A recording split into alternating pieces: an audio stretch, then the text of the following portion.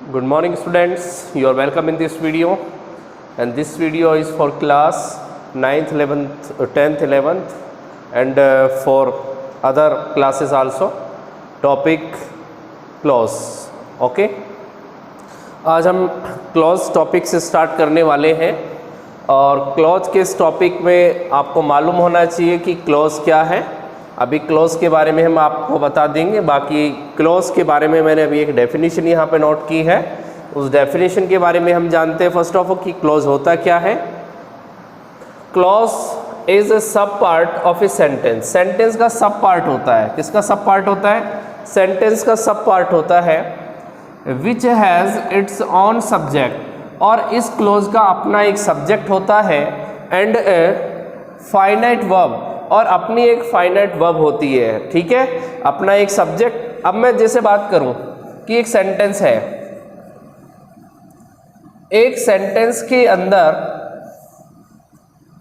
अगर हम उसके सब पार्ट की बात करें तो इसका एक सब पार्ट हो सकता है क्लॉज। क्या हो सकता है? क्लॉज। ठीक है, या हम कह सकते हैं कि जैसे कि स्कूल में कोई प्रिंसिपल है और प्रिंसिपल को हेल्पिंग हैंड के रूप में एक वाइस प्रिंसिपल भी वहाँ रखा जाए। ठीक है, तो इसी तरीके से मैं कह सकता हूँ सेंटेंस का एक हेल्पिंग हैंड कौन हो गया? क्लोज हो गया। यानी कि हम सेंटेंस का मतलब वाक्य से समझते हैं और क्लोज का मतलब हम उपवाक्य से समझते हैं। ठीक है, ये बात ध्यान रखें। और ये क्लोज भी अपने आप में क्या होता है? फ्री होता है, यानी कि इसका अपना खुद का एक सब्जेक्ट मिलेगा। ठीक है, अपना खुद का एक सब्जेक्ट मिलेगा, अपना खुद का इसका क्या मिलेगा? एक फाइनाइट वर्ब मिलेगी। क्या मिलेगी? फाइनाइट वर्ब मिलेगी। अब कई स्टूडेंट ये समझ रहे होंगे कि सर ये फाइनाइट वर्ब क्या होती है? चलो सब्जेक्ट तो हमें मालूम है, लेकिन ये फाइनाइट वर्ब क्या होती है? अरे जो मेन वर्ब होती है, हम कह सकते हैं जो मेन वर्ब होती है वो उस सेंटेंस की क्या होती है? फाइनाइट वर्ब होती है। जो मेन वर्ब होती है वो उस सेंटेंस की फाइनाइट वर्ब होती है। अब आपको समझ में आया होगा। ठीक है, तो एक सब्जेक्ट होता है और एक फाइनाइट वर्ब होती है। होती कि नहीं होती? बिल्कुल होती है। तो अपना एक सब्जेक्ट होता है, एक फाइनाइट वर्ब होती है। क्लियर है? तो ये बात आपको ध्यान रखना, एक सब्जेक्ट और एक फाइनाइट वर्ब होती है। बाकी अगर मैं इसको खुले रूप में कहूँ तो कह सकता हूँ सब्जेक्ट प्लस प्रेडिकेट। अगर मैं इसको सही तरीके से आपको बताऊं तो एक सब्जेक्ट होता है और एक इसका प्रेडिकेट होता है। क्या होता है? एक प्रेडिकेट होता है, और प्रेडिकेट में ही क्या पाया जाता है? एक फाइनाइट वर्ब पाई जाती है। क्या पाई जाती है? एक फाइनाइट वर्ब पाई जाती है। क्या होता है? ऑब्जेक्ट हो सकता है, और बाकी सारी चीज़ें जो बच गई वो किस में आती है? प्रेडिकेट में आती है। किस में आती है? प्रेडिकेट में आती है। ठीक है, तो आप समझ जाना। सीधा सीधा मैंने आपको तरीका क्या बताया? एक सब्जेक्ट मिले, एक मेन वर्ब मिले, वो अपने आप में क्लोज है। ठीक है, बाकी ऐसे भी समझ सकते हैं, एक सब्जेक्ट है उसका एक प्रेडिकेट है। अब बोला सर सब्जेक्ट तो समझ में आया, प्रेडिकेट क्या है? सब्जेक्ट को छोड़कर, एक क्लोज में सब्जेक्ट को छोड़कर जो कुछ भी बच गया वो अपने आप में प्रेडिकेट होता है। उसमें हम फाइनाइट वर्ब की बात कर सकते हैं, उसमें हम ऑब्जेक्ट भी लगा सकते हैं, उसमें हम एडवर्ब का भी यूज कर सकते हैं, कुछ भी हो सकता है। यानी कि सब्जेक्ट के अलावा जो शेष बचा वो क्या होता है? प्रेडिकेट होता है। अभी हम एग्जांपल के थ्रू इसे बेटर तरीके से समझ लेंगे। ठीक है, तो ये बात आप ध्यान रखें। इसको हम क्या कह सकते हैं कि इसके दो भाग हो गए, एक सब्जेक्ट हो गया और एक प्रेडिकेट हो गया। ठीक है, एक सब्जेक्ट और एक प्रेडिकेट। तो क्लोज के दो भाग हो गए, एक सब्जेक्ट हो गया और दूसरा प्रेडिकेट हो गया। जब सब्जेक्ट और प्रेडिकेट हो तो एक क्लोज बन जाता है। क्या बन जाता है? एक क्लोज बन जाता है। क्लियर है बात? ठीक है, इसको नोट करें, फिर मैं एग्जाम्पल के थ्रू आपको बताने की कोशिश करता हूं।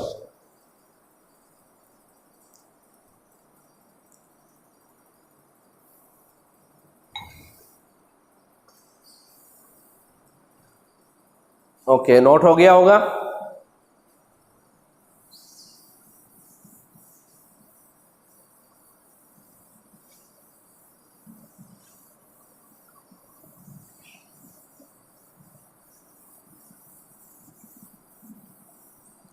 आगे हम आपको नोट करा रहे हैं, बता रहे हैं। जैसे कि एक एग्जाम्पल के थ्रू मैं आपको बताता हूं। जैसे मैंने कहा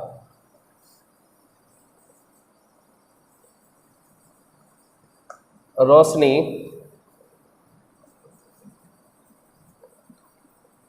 gave her notebook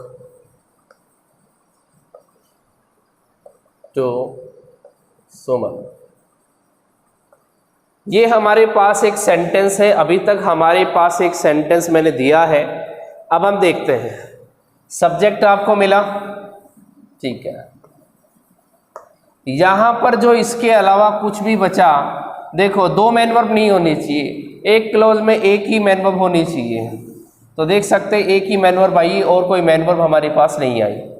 अब हम कह सकते हैं कि ये पूरा का पूरा जो है ये क्या है, प्रेडिकेट है।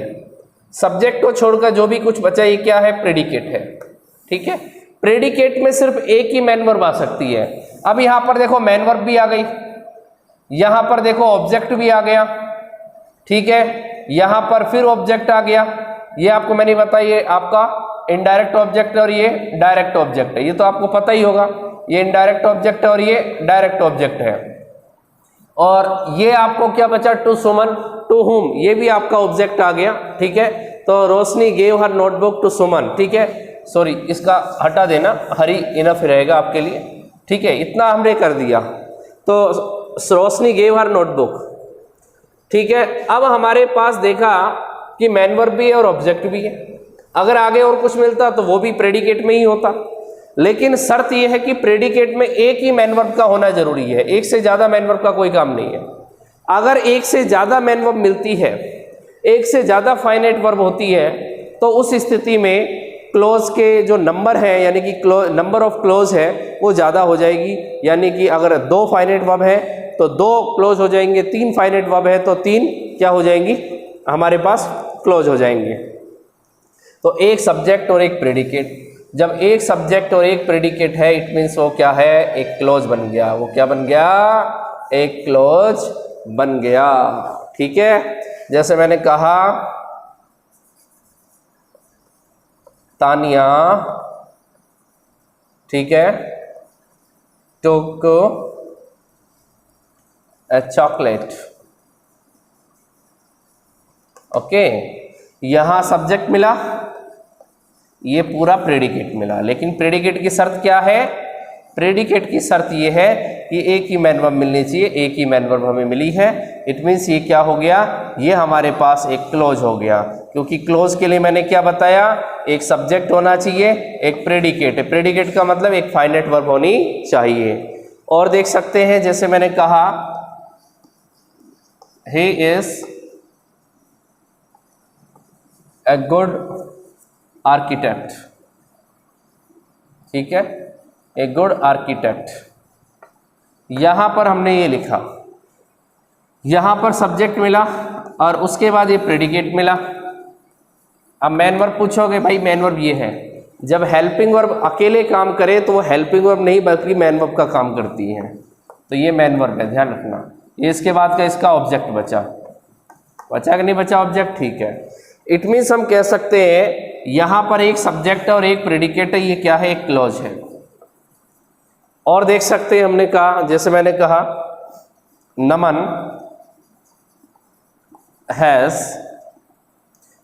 हैज टोल्ड हिज स्टोरी, ठीक है। यहां नमन मिला, सब्जेक्ट है नमन, नमन के अलावा ये इसका प्रेडिकेट बचा, सब्जेक्ट के अलावा इसका प्रेडिकेट बचा। अब यहां पर हैज, एक he has plus third form, यहां पर एक ही फाइनाइट वर्ब है। ऐसा नहीं है कि हैज अलग है और है टोल्ड अलग है, ये तो अकेले थी इसलिए मैन वर्ब का काम कर रही है, ठीक है। यहां पर टोल्ड आ गया, इट मीन्स क्या है, मैन वर्ब है। हम कह सकते हैं ये वर्ब है, यहां पर एक ही फाइनाइट वर्ब है, और एक ही फाइनाइट वर्ब होने का मतलब क्या है, एक ही प्रेडिकेट है, और एक सब्जेक्ट और एक प्रेडिकेट हो तो वो क्या होता है, एक क्लॉज होता है। क्या होता है, एक क्लॉज होता है। तो ये बात आपको बिल्कुल समझ में आ गई होगी। एक क्लॉज के लिए जरूरी है एक सब्जेक्ट का होना और एक प्रेडिकेट का होना। अगर एक प्रेडिकेट में अगर कहो 2 मैन वर्ब मिले तो पॉसिबल नहीं हो पाएगा।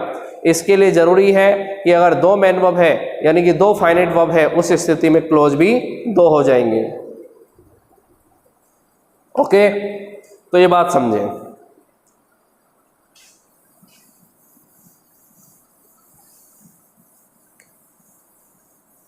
अब हम बात करते हैं क्लोज की, कि क्लोज के कितने टाइप्स होते हैं। ठीक है, तो क्लोज के टाइप्स की बात करते हैं। Types of close, types of close, types of close.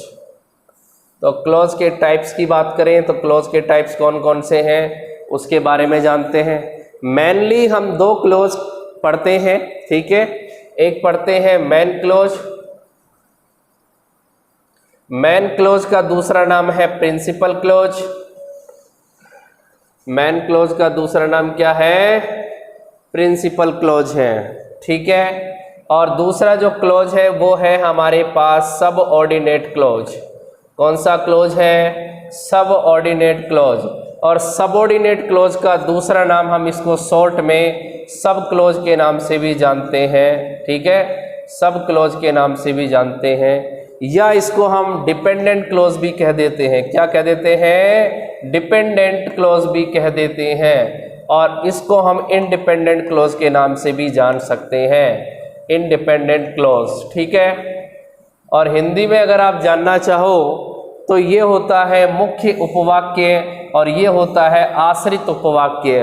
मुख्य उपवाक्य और आश्रित उपवाक्य। ठीक है, अगर कोई लिखना चाहे तो लिख सकता है मुख्य उपवाक्य और इसका लिख सकता है आश्रित उपवाक्य, क्योंकि अगर कोई हिंदी मीडियम का स्टूडेंट है तो इस बारे में आप ध्यान रखें, मुख्य उपवाक्य या आश्रित उपवाक्य। ओके, तो इस तरीके से हमारे पास टू टाइप्स के क्लोज हैं। अब बात करते हैं कि सबऑर्डिनेट क्लोज के क्या भाग होते हैं। हाँ बिल्कुल, मेन क्लोज का कोई भाग नहीं होता, सबऑर्डिनेट क्लोज के भाग होते हैं। एक होता है हमारे पास नाउन क्लोज, एक हमारे पास होता है एडजेक्टिव क्लोज। ठीक है, एडजेक्टिव क्लोज की बात करें, एक हम बात करेंगे एडवर्ब क्लोज की। ठीक है, ये एडवर्ब क्लोज हो गया। और एक हम बात करेंगे आपके पास वर्ब क्लोज की। ठीक है, एक होता है हमारे पास वर्ब क्लोज। तो इस तरीके से ये सबऑर्डिनेट क्लोज के भाग हैं। मेन क्लोज का अपना कोई भाग नहीं होता, मेन क्लोज का अपना कोई भाग नहीं होता। लेकिन अब बात ये आती है कि मेन क्लोज को या सबऑर्डिनेट क्लोज, अब देखो पहले तो आप ये देखिए कि मेन क्लोज है क्या। मेन क्लोज वो है जिसमें कि क्या हो, वो अपना मीनिंग स्वयं दे, वो अपना मीनिंग सेल्फ में रखें, अपने आप अपना मीनिंग दें। और सबऑर्डिनेट क्लोज का मतलब होता है कि वो क्लोज जो अपना मीनिंग देने के लिए किस पर डिपेंड होता है? मेन क्लोज पर डिपेंड होता है। किस पर डिपेंड होता है? मेन क्लोज पर डिपेंड होता है। चलो मैं इसको थोड़ा सा डिफाइन कर देता हूं, मेन क्लोज को और सबऑर्डिनेट क्लोज को। तब तक के लिए आप इसको एक बार नोट करो।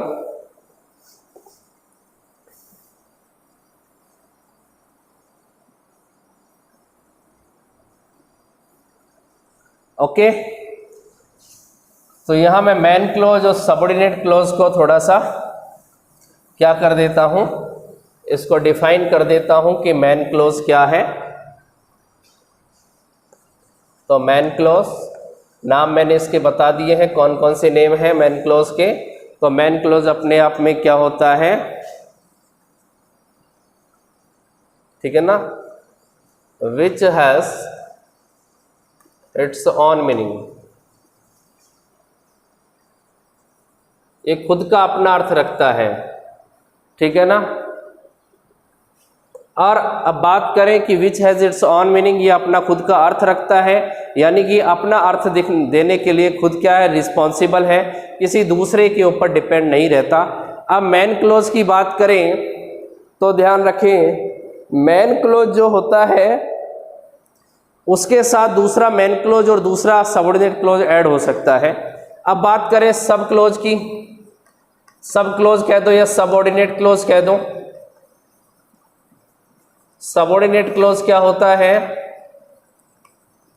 विच इज या विच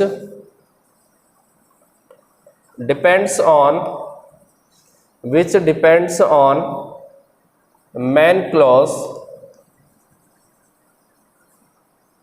to make its meaning complete। अपना अर्थपूर्ण बनाने के लिए वो किस पर डिपेंड होता है, वो मेन क्लोज पर डिपेंड होता है। ठीक है, किस पर डिपेंड होता है, मेन क्लोज पर डिपेंड होता है। ठीक है, ये बात आप ध्यान रखें। ठीक है, अब आपको ये बात बिल्कुल क्लियर समझ में आ जानी चाहिए। अब बात ये होती है, चलो ठीक है, ये आपका मेन क्लोज हो गया, ये आपका सब क्लोज हो गया, कि सबऑर्डिनेट क्लोज तो वो होता है जो अपना मीनिंग देने के लिए मेन क्लोज पर डिपेंड होता है, और ये अपना खुद का मीनिंग स्वयं रखता है, यानी कि खुद का मीनिंग खुद देता है। ठीक है, नोट कर ले इस बात को, मैं रफ कर रहा हूं इसको।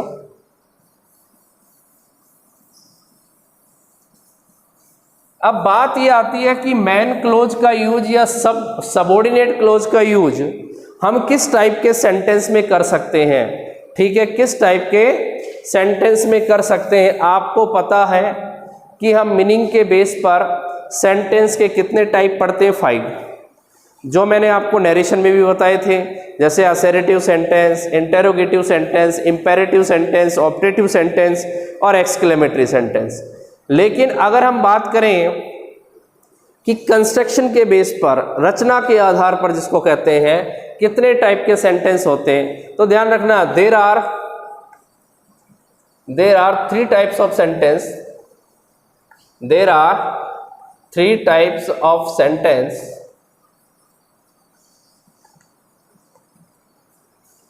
ठीक है ना, in which we can use of clauses, use of clauses, कि यहाँ पर 3 टाइप होते हैं सेंटेंस के, जिसमें हम क्या कर सकते हैं, क्लॉजेस के टाइप का यूज कर सकते हैं। अब कौन कौन से सेंटेंस है, एक होता है सिंपल सेंटेंस। कौन सा होता है, एक होता है सिंपल सेंटेंस, दूसरा होता है जिसको हम बोलते हैं कंपाउंड सेंटेंस, और तीसरा हमारे पास होता है जिसको हम बोलते हैं कॉम्प्लेक्स सेंटेंस। क्या बोलते हैं, कॉम्प्लेक्स सेंटेंस बोलते हैं। तो हमारे पास 3 टाइप के सेंटेंस होते हैं जिसमें कि हम प्रॉपर यूज कर सकते हैं क्लोज का। सिंपल का हम कह सकते हैं कि सरल वाक्य, और कंपाउंड का हम कह सकते हैं जिसको हिंदी में हम संयुक्त वाक्य के नाम से जानते हैं। ये हिंदी में भी आपने पढ़ा होगा, और इसका मतलब होता है मिश्रित वाक्य, मिश्रित, या फिर हम कह सकते हैं जटिल वाक्य। ठीक है, हिंदी मीडियम वाले स्टूडेंट्स इस पर ध्यान दे सकते हैं। ये आपने हिंदी में भी पढ़ा होगा, सरल वाक्य, संयुक्त वाक्य और मिश्रित वाक्य। ठीक है, लगभग हिंदी और इंग्लिश में क्लोज का टॉपिक लगभग सेम सा है। अब आपको पता है लैंग्वेज का तो फर्क पड़ेगा ही पड़ेगा, थोड़ा बहुत डिफरेंस होता है वहाँ पर यूज़ का, तो यूज़ के बेस पर भी हम थोड़ा सा यहाँ अलग बात करेंगे। आप सबसे पहले ध्यान दीजिए, सेंटेंस के मैंने 3 टाइप यहाँ बताई है, सिंपल है, कंपाउंड है और कॉम्प्लेक्स है। अब सिंपल सेंटेंस की बात करें तो सिंपल सेंटेंस कैसा होता है, तो सबसे पहले हम बात करेंगे सिंपल सेंटेंस की। ठीक है, कि सिंपल सेंटेंस जो होता है वो सिंपल सेंटेंस कैसा होता है। सिंपल सेंटेंस की बात करें तो सिंपल सेंटेंस में मैं नंबर ऑफ क्लोज की बात कर रहा हूँ, कि सिंपल सेंटेंस में नंबर ऑफ क्लोज कितने होते हैं ना, यानी कि क्लोज की संख्या कितनी होती है। कितने क्लोज होते हैं, हम कह सकते हैं 1 होता है। कितने होते हैं, 1 होता है। अब ये 1 जो मिलेगा, 1 क्लोज, ये मेन क्लोज होगा या सब क्लोज होगा, ध्यान रखना, ये अपने आप में क्या होता है, मेन क्लोज होता है। क्या होता है, मेन क्लोज होता है। ठीक है, तो नंबर ऑफ क्लोज एक ही होगा, इसका मतलब एक सब्जेक्ट और एक प्रेडिकेट से काम चल जाएगा, और एक सब्जेक्ट और एक प्रेडिकेट है वो अपने आप एक सब सेंटेंस का काम कर लेता है, और उसमें मिलने वाला जो क्लोज है वो कौन सा होगा, मेन क्लोज होगा। ठीक है, अब जैसे मैंने बात कहा कि रागिनी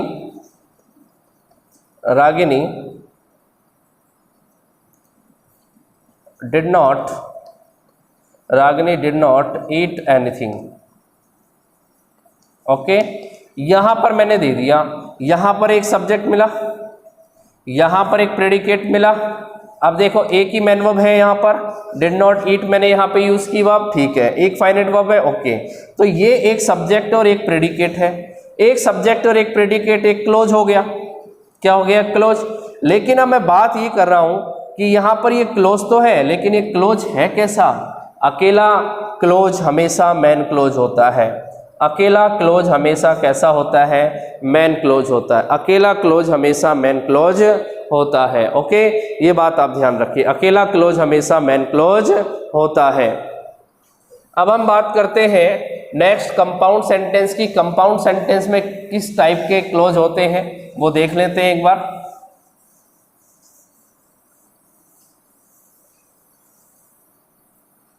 कंपाउंड सेंटेंस में देख लेते हैं कि कंपाउंड जो सेंटेंस है, कंपाउंड सेंटेंस में किस टाइप के क्लोज होंगे वो देख लेते हैं। सबसे पहले तो मैं नंबर ऑफ क्लोज की बात करता हूं।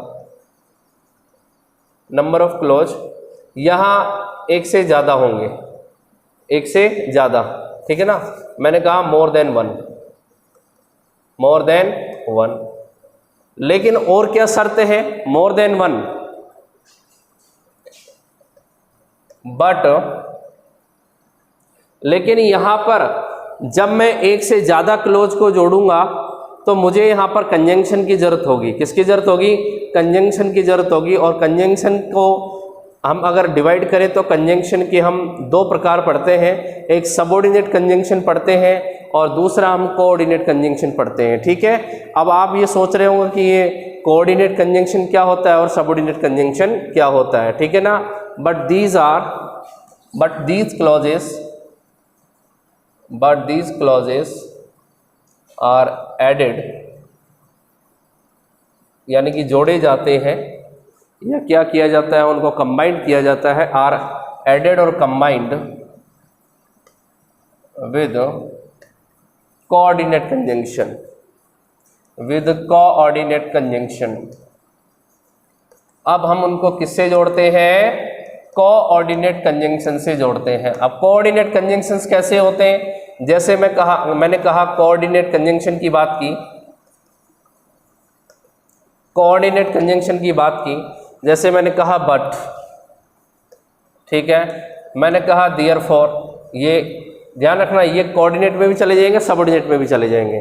जैसे मैंने कहा एंड, जैसे मैंने कहा और, जैसे मैंने कहा नॉर, ठीक है। इस तरीके से बहुत सारे हमारे पास ऐसे कोऑर्डिनेट कंजंक्शन है जो कि हमारे क्लोज को जोड़ने के काम आते हैं, ठीक है, हमारे क्लोज को जोड़ देते हैं। तो कोऑर्डिनेट कंजंक्शन। अब बात ये आती है कि इसमें क्लोज है वो कौन कौन से मिलेंगे।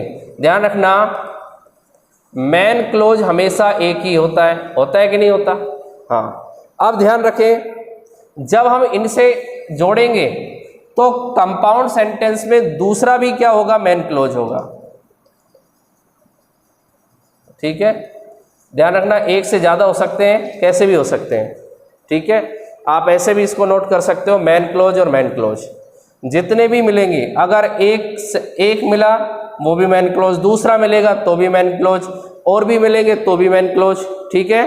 तो मैं यहाँ सीधा सीधा आपको नोट करवा देता हूँ, एक चीज नोट कर लेना, ठीक है ना। देयर कैन बी टू और more than two man clauses are used।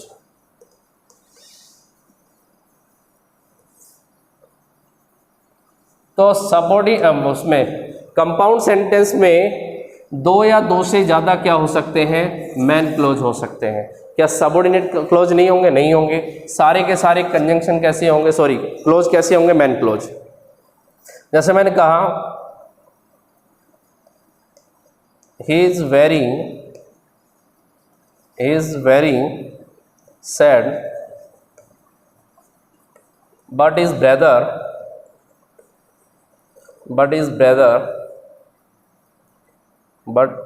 brother is very happy, ठीक है। यहां पर ये अपना अलग मतलब निकाल रहा है, ये इसका अपना अलग मतलब निकाल रहा है। ना तो ये इस पर डिपेंड है ना ये इस पर डिपेंड है, ये अपने अपने अलग अलग मीनिंग रखते हैं। ये इसका सब्जेक्ट हो गया, ये इसका प्रेडिकेट हो गया, क्योंकि यहाँ पर इसका मैन वर्ब अलग है। यहाँ पर इसका ये सब्जेक्ट अलग हो गया और इसका ये फाइनाइट वर्ब अलग है, तो इसका प्रेडिकेट अलग हो गया।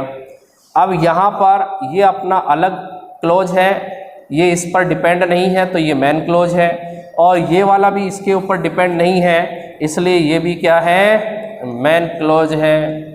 क्या है, मेन क्लोज है। और जहाँ पर एक से ज़्यादा मेन क्लोज हो, एक से ज़्यादा मेन क्लोज हो तो वहाँ पर ध्यान रखना कौन सा सेंटेंस होगा, कंपाउंड सेंटेंस होगा। कौन सा सेंटेंस होगा, कंपाउंड सेंटेंस होगा।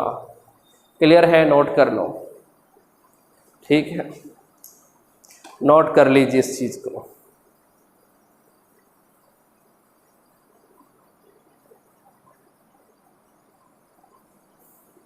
ओके, ये नोट हो गया होगा। अब हम बात करते हैं कॉम्प्लेक्स सेंटेंस की।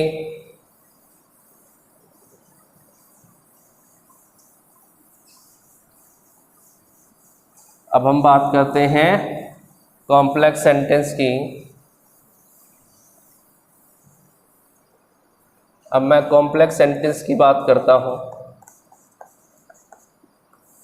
कॉम्प्लेक्स सेंटेंस की बात करता हूँ। नंबर ऑफ क्लॉज की बात करें तो नंबर ऑफ क्लॉज ध्यान रखना, नंबर ऑफ क्लॉज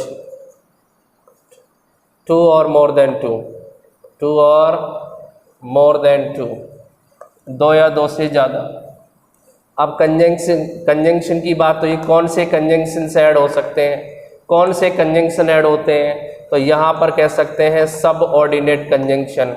कौन से सब ऑर्डिनेट कंजंक्शन यूज़ होते हैं, कौन से सब ऑर्डिनेट कंजंक्शन, कोई भी हो सकता है, जैसे इफ़ हो गया, वेदर हो गया, जितने भी WH वर्ड वाले, जैसे हु हो गया, होम हो गया, हुज हो गया, इसके अलावा दैट हो गया, ठीक है, अनलेस हो गया, ठीक है, इसके अलावा वाइल हो गया, वैन हो गया। तो यहाँ पर जो है इस टाइप के जो क्लोज होंगे, कंजंक्शन होंगे, वो सब क्या होंगे, सब ऑर्डिनेट कंजंक्शन होंगे। अब बात ये आ गई कि 2 और मोर देन 2, लेकिन यहाँ पर ध्यान रखना इसमें मेन क्लोज सिर्फ एक ही होगा, मेन क्लोज सिर्फ एक ही होगा।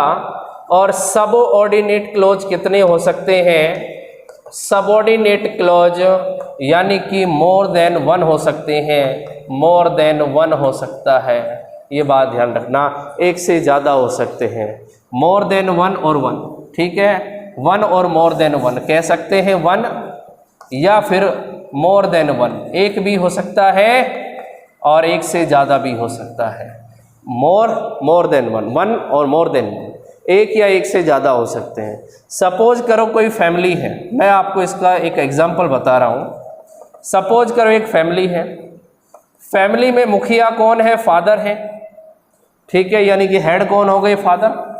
अब उस पर डिपेंड रहने वाले लोग एक भी हो सकते हैं, 2 भी हो सकते हैं, 3 भी हो सकते हैं, 4 भी हो सकते हैं, 5 भी हो सकते हैं। यानी कि मुखिया तो घर का हमेशा एक ही होता है, उस पर निर्भर रहने वाले लोगों की संख्या एक से ज़्यादा हो सकती है। उसी तरीके से जब मेन क्लोज और सबऑर्डिनेट क्लोज एक साथ मिले तो मेन क्लोज हमेशा एक ही होगा और सबऑर्डिनेट क्लोज एक या एक से ज़्यादा हो सकते हैं। ओके, अब मैं एग्जाम्पल के थ्रू आपको बता देता हूँ। जैसे मैंने कहा, I saw him when he fell, जब वह गिरा तो मैंने उसे देखा, ठीक है ना, I saw him when he fell, ठीक है। तो यहाँ पर देख सकते हैं सब्जेक्ट मिला, मैंने उसे कब देखा, जब वह गिरा, इट मीन्स इसका रिलेशन है आपस में, ये सेंटेंस इस पर डिपेंड है। यहाँ देख सकते हैं ये क्या है, सब्जेक्ट है, ये इसका प्रेडिकेट है, और ये आपका क्या मिला, कंजंक्शन, और ये क्या मिला, सब्जेक्ट, और ये इसका क्या मिला, प्रेडिकेट। अब कहोगे सर अब हम कैसे पता लगाएं कि ये क्लोज कौन सा है और ये क्लोज कौन सा है। अरे पहले ये देख लो कंजंक्शन किससे पहले जुड़ा हुआ है, इससे पहले। अब आपको बताओ कंजंक्शन की जरूरत किसे पड़ी, इसे, आवश्यकता इसे पड़ी, ये तो बेचारा डिपेंड हो गया ना। इसका मीन्स ये ध्यान रखना, ये क्या है, सब ऑर्डिनेट क्लोज है, ये क्या है, सब ऑर्डिनेट क्लोज है, और ये क्या है, ये मेन क्लोज है, ठीक है, ये बात ध्यान रखें। तो इस तरीके से स्टूडेंट्स आज हमने आपको क्लॉज के डेफिनेशन के बारे में बताया, ठीक है, क्लॉज के टाइप्स के बारे में हमने बात की। उसके बाद हमने किस टाइप के सेंटेंसेस में किस तरीके से क्लॉज का यूज होता है इसके बारे में हमने आपको बताया। अब हम नेक्स्ट जब है बात करेंगे सबऑर्डिनेट क्लॉज के बारे में, सबऑर्डिनेट क्लॉज के टाइप्स के बारे में, और उन टाइप्स में किस किस तरीके से हम अपने सबऑर्डिनेट कंजंक्शन का यूज़ करके एप्रोप्रिएट क्वेश्चन करना सीखेंगे, किस तरीके से हम उनको हैंडल करना सीखेंगे, उसके बारे में हम नेक्स्ट वीडियो में बात करेंगे। तब तक के लिए आप इन कंसेप्ट्स को बार बार वीडियोस देखकर क्लियर कीजिए, बार बार अपने क्वेश्चंस को यहाँ पर रखकर देखिए, आप हमसे पूछिए, डेफिनेट आपका ये टॉपिक क्लियर होगा, कोई टेंशन नहीं होगी। ओके, मिलते हैं एक नेक्स्ट वीडियो में, नए वीडियो में एक नई क्लॉज के साथ, ठीक है। सबऑर्डिनेट क्लॉज के जो भी टाइप्स हैं उनके बारे में पढ़ेंगे, और तब तक के लिए आप अपनी स्टडी को रेगुलर रखिए और थैंक यू।